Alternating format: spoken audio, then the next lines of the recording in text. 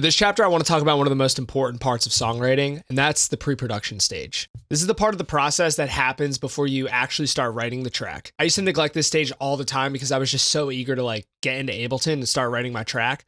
But once I started really implementing this into my process, I felt like I was just able to write a track start to finish without getting sidetracked or discouraged or changing course too early. I had the roadmap in front of me, and it really just helped me navigate the tricky process that is writing a song. So for my first tip, I'm going to talk about organization. Organization is so key for me because I don't want to spend any time looking for lost files or just being overall confused about where something is. I want to make sure that my projects are organized, my folders are organized, and my sounds and just everything is organized. Another reason is I can't tell you how many times I've been producing or writing a song for 2 hours and I haven't even saved, and then the project crashes and it's just a mess. You want to get in the habit of saving early and doing save ases and just multiple checkpoints in your songs. You just want to get in that habit. So the first thing I'm going to do is I'm in Ableton. I have my project open. I'm just going to go to File, Save Live Set As. There's multiple ways to do this, but this is the way I like to do it. Wherever I have my projects, you're going to want a overall folder where you keep all of your projects. So for me, that's in my music folder. I'm going to use this Ableton Projects demo just so it's clean and organized. So I'm going to go into Ableton Projects, and instead of just saving my project as, I could do that and it would create a folder that would contain all of the files that we have in our project. What I'm going to do is I'm going to make a new folder, and I'll call this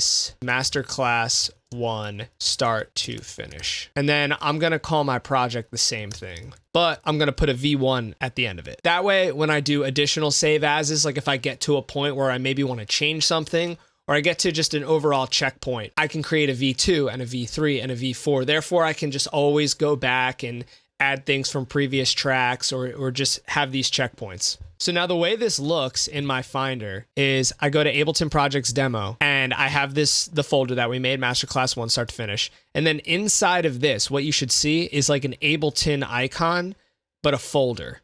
And if we open this, there'll be the Ableton project info and the project file. As you add more sounds and record stuff and freeze, there will be more folders that are added that are storing those files. So it's really important that your Ableton project is inside of this Ableton folder. And the reason why I create an additional folder is just to add another layer. I can go into this folder that I made, and if I'm downloading reference tracks or acapellas or certain samples that I want to use specifically for this track, I can put them in here.